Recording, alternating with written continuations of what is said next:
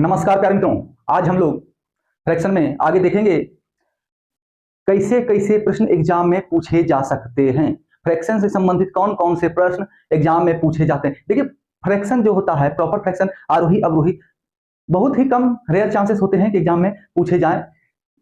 MTS, group D, CHSL, मतलब inter level तक के एग्जाम्स में ऐसे आरोही अवरोही सजाने के लिए पूछते हैं, ज्यादा प्री में एक क्वेश्चन, और उसके मिसलेनियस जो टाइप्स होते हैं इसके वो पूछे जाते हैं मैक्सिमम करके फ्रैक्शन के। तो ठीक है, तो उसी मिसलेनियस को हम लोग आज देखेंगे, एग्जांपल्स के रूप में सारे के प्रकार को देखेंगे, कैसे कैसे प्रश्न आ सकते हैं। ठीक है, तो हम लोग आगे बढ़ते हैं। हमारे चैनल को आप सब्सक्राइब करना ना भूलें। देखिए, क्वेश्चन कैसे कैसे आते हैं। ऐसे प्रश्न होंगे, किसी संख्या का 70% 140 है तो उस संख्या का 45% क्या होगा। ठीक है, एक संख्या है, उसका 70% कह रहा है कि 140 है हमारे पास, तो उस संख्या का 45% क्या होगा। तो हमें करना क्या है, देखिए क्या कह रहा है, किसी भी संख्या का 70% जो है 140 है। ठीक है, तो देखिए हल दो टाइप से इसको कर सकते हैं, हल हम इसको दो टाइप से कर सकते हैं। तो किसी संख्या का 70% यानी 70% का अर्थ होता है 70/100, ठीक है, बराबर 140। 140 दो बार में कट गया, और तो ये 100 इधर जाके गुना हो गया 200। अब क्या कह रहा है, जब ये संख्या निकल गया है तो इस संख्या का 45% कितना होगा, तो 45/100, तब 45% निकालने के लिए कहा जा रहा है। ठीक है, अब क्या है, जो कटता हो काट दिया जाए दो बार, यानी कि 90 हो गया ना, 90 हो गया 45%। देखिए ये हुआ थ्रू प्रॉपर चैनल, एक एक नियम हम लोग बचपन में पढ़ते थे 7-8 में, एक एक नियम, वही एक एक नियम है ये।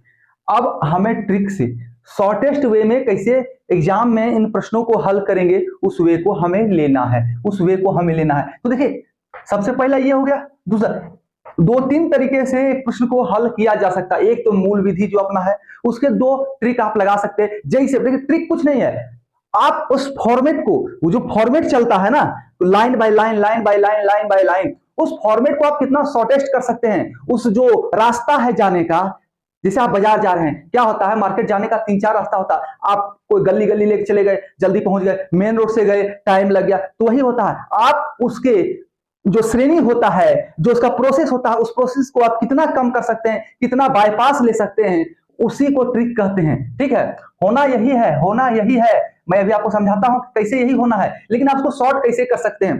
तो हमें 45% निकालना है। देखिए क्या कह रहा है, 70% 140 है, 70% इजिकल टू 140, तो 1% क्या हो जाएगा, तो 1% बराबर हो जाएगा 140 भागा 70, 140/70, यानी कि 1% बराबर 2, 1% बराबर 2, तो 45% बराबर, तो 45% बराबर 45 गुना 2 बराबर 90। कहीं कोई कंफ्यूजन। अब देखिए ऐसे तो हमने हल कर दिया, ये भी एक एक नियम था, ये भी एक एक नियम है। 70% बराबर 140, 1 बराबर 2, तो 45 बराबर 90। अब देखिए इसको तीसरा कैसे हल कर सकते हैं, आप डायरेक्ट इसको ले लीजिए, कितना है 140, कितना परसेंट है ये, भागा में 70, जितना परसेंट है उतना भागा में, और कितना करना है हमको, तो 45। अगर 100% कहता, पूछता कि वो संख्या कौन सा है, तो वो 100% हो जाता, तो हम यहाँ पर 100 लेते। ठीक है, तो यहाँ पूछ रहा 45% कितना है, तो 140 भागा 70 और गुना 45 जितना करना है, तो आ गया हमारा 2 बार में 90। देखिए 90। अब देखिए आंसर, ये और ये कहीं कोई फर्क नहीं है। हमने 140/70 गुना 45 किया कि नहीं किया। आप यहां से देखिए, x बराबर गुना 70/100 बराबर 140। अब इस 70 को इधर अगर करते हैं ट्रांसफर, तो ये 140/70 हो जाता है कि नहीं, हो जाता है ना, 140/70 गुना 100। ठीक है, अब क्या है, इसका 45% निकालते, क्या आ गया यहां से देखिए, 140/70 गुना 100। ठीक है, अब इसका 45% निकाले, तो गुना 45 अब भागा 100, ये 100 कट गया। देखिए 140 गुना 45 भागा 70, 140 भागा 70 गुना 45, यही है ना, 140 भागा 70 गुना 45, यही हुआ ना, कहीं कोई अंतर नहीं होता है। हम प्रोसेस को कितना शॉर्ट कर सकते हैं, उनके बीच के जो लाइंस हैं उनको गाइड कैसे कर सकते हैं, इस पर विचार करना होगा और ट्रिक खुद ब खुद उत्पन्न हो जाएगा। यहां भी देखिए वही हुआ, 140 70% वाला 140, तो 1% 140 भागा 70, तो 45% वाला 45 से गुना कर दिए, तो यही डायरेक्ट 45 से गुना कर देंगे। तो यहां देखिए 140 भागा 70 गुना 45, सेम है ना, सेम है ना, सिर्फ थोड़ा सा कॉमन सेंस। आगे बढ़ते हैं। अगला प्रश्न है, यदि अंश में 15% की वृद्धि तथा हर में 30% की कमी कर दिया जाए तो परिणाम 7/9 हो जाता है। मूल भिन्न निकालें। तो मूल भिन्न निकालना, प्रारंभ में भिन्न क्या था, जिसमें कि अंश में जो है हम 15% वृद्धि कर दिए, हर में जो है 30% कमी कर दिए, तो परिणाम 7/9 हो गया, 7/9 हो गया। तो करना इसमें क्या है कि देखिए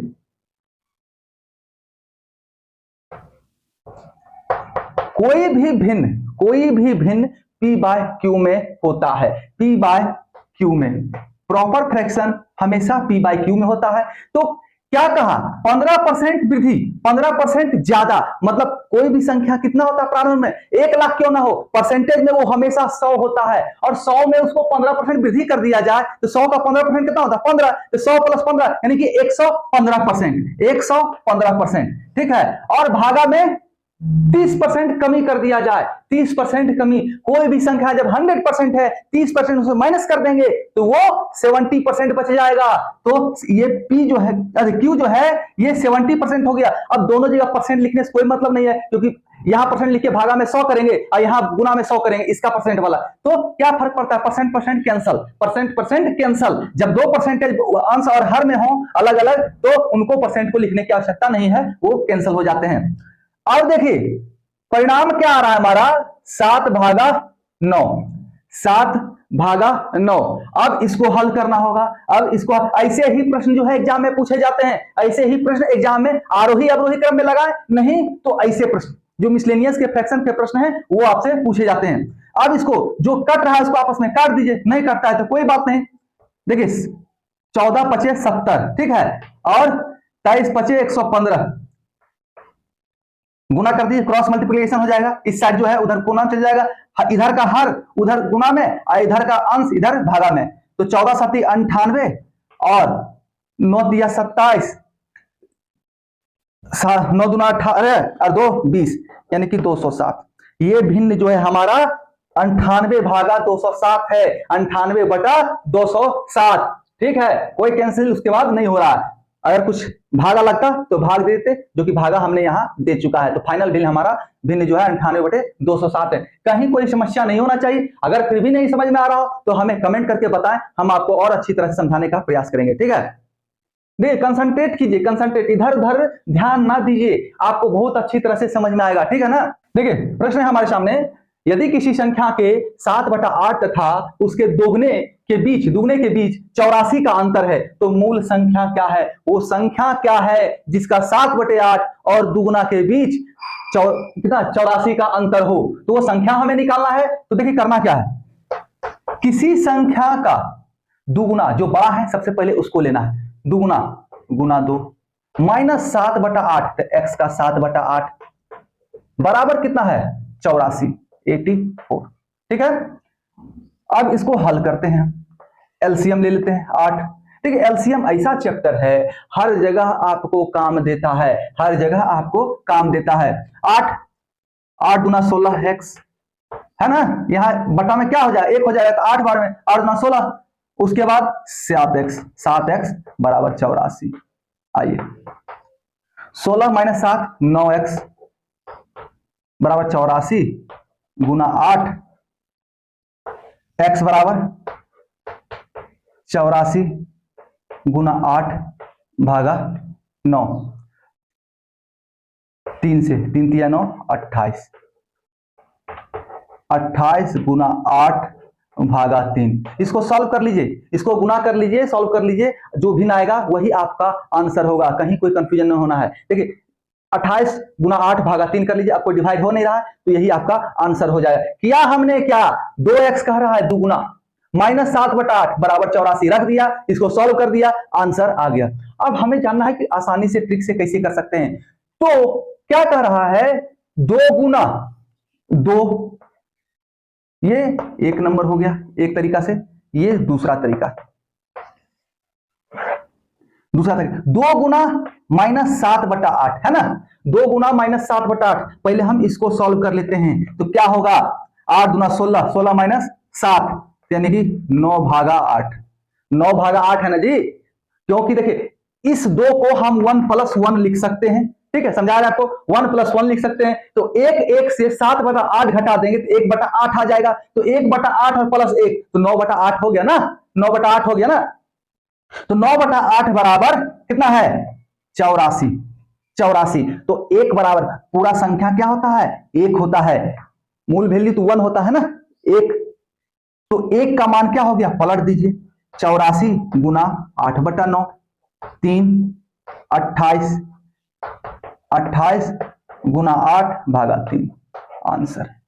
कहीं कोई कंफ्यूजन नहीं होना। क्या किया हमने, इन दोनों के बीच का डिफरेंस देख लिया, 2 माइनस 7/8 कितना आ गया, 9/8। क्योंकि 7/8 तो 1 से कम है, तो 1 इसमें अगर माइनस कर दें तो 1/8 आ जाएगा, और 1 पहले से है तो 9/8 वो बन गया, 9/8 बन गया, 9/8 बराबर 84। तो पूरा संख्या बराबर क्या हो जाएगा, 84 गुना 8/9। एकदम देखते साथ हल होगा, पेन पेपर भी उठाने की आवश्यकता नहीं होगा। ठीक है, चलिए आगे बढ़े। देखिए मैंने आपको फुल प्रोसेस ही बताया, ट्रिक भी दिया। फुल प्रोसेस इसलिए बताता हूं ताकि आपको कंसेप्ट क्लियर हो जाए, ये प्रश्न सॉल्यूशन होता कैसे है, ये इसका प्रोसेस क्या है। और मैंने पहले भी कहा है, ट्रिक क्या होता है, प्रोसेस में से स्टेप्स को कैंसिल कर दिया जाए। अगर हम छत पर चढ़ना हो और उड़ के अगर चढ़ने का साधन हो हमारे पास, और बीच में जो है सीढ़ियां छोड़ना पड़ जाए, तो क्या हो जाएगा, तुरंत पहुंच जाएंगे ना, तुरंत पहुंच जाएंगे, जो कि है नहीं। लेकिन क्या है, छड़प छड़प के 2-2 सीढ़ी, बच्चों का आदत होता है, हम लोग का भी आदत है कभी कभी कि एक सीढ़ी चढ़ के नहीं 2-2 सीढ़ी करके चढ़ते हैं, ठीक है। और पैर फिसलने का भी डर रहता है, टूटने का भी डर रहता है, लेकिन फिर भी चढ़ते हैं, आदत से मजबूर है, ठीक है। तो वही होता है कि प्रोसेस में स्टेप्स को कैंसिल करना, स्टेप्स को घटाना, और स्टेप्स को घटाते हैं तो सॉल्यूशन खुद ब खुद शॉर्ट होता चला जाता है, ठीक है। तो वही हमें शॉर्ट करना है सॉल्यूशन के प्रोसेस को, और ट्रिक खुद ब खुद आ जाएगा। तो देखिए यहां प्रश्न क्या है, 135 का 3/5 60 के 2/5 से कितना अधिक है। देखिए हर प्रकार के प्रश्नों को आपको सॉल्यूशन कराया जा रहा है जो कि एग्जाम में आ सकते हैं, किसी ना किसी एग्जाम में आ सकते हैं, ठीक है। तो 135 का 3/5 60 का 2/5 से कितना अधिक है, यहीं पर सॉल्व कर लेंगे, कहीं नहीं जाना है, ऐसा कोई प्रोसेस करना नहीं है। 27 × 135 है ना, 12 × 60, 27 × 81, 12 × 24, 81 - 24, 57 आंसर, 57 आंसर, ठीक है। एकदम आसान है, बच्चों वाला क्वेश्चन है, बच्चों वाला क्वेश्चन है, लेकिन ग्रुप डी एमटीएस इस सब में आ जाते हैं, ठीक है, किसी न किसी एग्जाम्स में आ जाते हैं। तो सबों को जानना जरूरी है कि हम कैसे करें। हम लिखने बैठ जाए 135 का 3/5 बराबर, अरे माइनस 60 का 2/5, अरे उससे पहले में कैंसिल कर लेते हैं ना, क्वेश्चन में ही हल कर लेंगे, उतना झमेला लेना ही कहाँ है, हमको प्रोसेस लिखने की आवश्यकता नहीं है। इसके शॉर्टेस्ट वे में जाइए, शॉर्ट करके 27 × 5 135, 27 × 81, 12 × 5 60, 12 × 24, एकदम शॉर्ट में लिखना भी है तो एकदम शॉर्ट में, या आपको निकाल सकते हैं 81 - 24 57, तो आप ऐसे भी कर सकते हैं, जो कि और जल्दी हो जाएगा और शॉर्ट हो जाएगा, ठीक है। आगे बढ़ते हैं। प्रश्न क्या है हमारे सामने, एक पिता ने अपनी पूरी संपत्ति में से रोहन को 1/5 भाग दिया, सोहन को 3/5 भाग तथा मोहन को शेष 50,000 रुपए दिए। तो बताएं सोहन को कितना मिला, सोहन को कितना मिला, सोहन को 3/5 भाग मिला है। अब 3/5 भाग इसको मिला है, और रोहन को 1/5 भाग, 3/5 और प्लस 1/5 बराबर 4/5, ठीक है। तो बच गया बैलेंस कितना, 1/5, 1/5 बराबर 50,000, 50,000, ठीक है। तो 3/5 बराबर कितना, तो 3/5 एक देखिए, दोनों विधि से बताएंगे, शॉर्ट भी बताएंगे और ये पूरा प्रोसेस से भी बताएंगे। तो सबसे पहले प्रोसेस से देखिए, तो 1 बराबर सबसे पहले कितना हो गया, तो 5 गुना 50,000 बराबर 2.5 लाख, 2.5 लाख, ठीक है, 2,50,000। तो इसका 3/5 बराबर कितना, 3/5 यानी कि 50 और गुना 3 75,000 हो गया ना। और 2.5 लाख को अगर 5 से भाग देंगे तो 50,000, और 50,000 गुना 3 75,000 है 1.5 लाख, 1.5 लाख, 1,50,000। ठीक है, यही हो जाएगा हमारा आंसर। लेकिन हमको शॉर्ट वे में बनाना है, इतना प्रोसेस करके हमें नहीं देखना है, हमें कैसे आसानी से तुरंत एग्जाम में हल कर सकें ये देखना है। तो देखिए प्रश्न से ही चलिए, लिखने की आवश्यकता नहीं है। 1/5 रोहन को दिया, 3/5 सोहन को दिया, जो बच गया 50,000 उसको मोहन को दे दिया। तो 1/5 प्लस 3/5 बराबर 4/5, शेष बच गया 1/5, 1/5 बच गया, 1/5 बराबर 50,000, तो 3/5 बराबर कितना, तो 50,000। 50,000 कितना है, 1/5। ठीक है, 1/5। इसको बनाना कितना है, 3/5, 3/5। अब 3/5 पूछना है ना जी, सोहन का आंसर निकालना है, सोहन का। अगर पूछता है कि पूरा धन कितना है तो डायरेक्ट इसको 5 से भागा दे देते, या भागा 1/5 गुना 1। भिन्न पूर्ण रूप में एक में होता है, एक होता है। ठीक है, भिन्न का पूर्ण रूप मान किसी भी संपत्ति का 100% या भिन्न के रूप में एक। ठीक है, एक तो 50,000 गुना 3/5 भागा 1/5। अगर पूरा कहता तो भागा 1/5 गुना 3/5। जितना पार्ट है, ये जितना पार्ट है, जितना हिस्सा है, जितना परसेंट है, उसे भाग दे देना है, और जितना बनाना है, जितना इसको करना है, जितना इसको लाना है, उससे गुना कर देना है। अगर 1/5 लाना होता, रोहन का संपत्ति कितना है, तो 1/5 से गुना कर देते। चूंकि खुद 1/5 है इसलिए यही आंसर हो जाता। अगर पूरी संपत्ति करना होता तो पूरी संपत्ति यानी कि 1 से गुना कर देते। तो चूंकि हमें यहां 3/5 लाना है इसलिए 3/5 से गुना कर देंगे। अब देखिए क्या है, अगर इस 5 को हम हटाएंगे तो ये ऊपर चला जाएगा, क्योंकि भाग में तीसरा पॉइंट, देखिए भाग में तीसरा पायदान जो है अंश बन जाता है, भाग का तीसरा पायदान अंश। तो ये यहां भाग में हर में है और ये अंश हो गया, 5 कैंसिल हो गया। तो 50,000 गुना 3 बराबर 1.5 लाख। कहीं कोई कंफ्यूजन नहीं होना चाहिए मेरे प्यारे मित्रों। सब्सक्राइब कर लो, अच्छा लगे तो। आगे बढ़ते हैं। आप सभी प्यारे मित्रों का हमारे साथ इतने समय तक बने रहने के लिए बहुत बहुत धन्यवाद।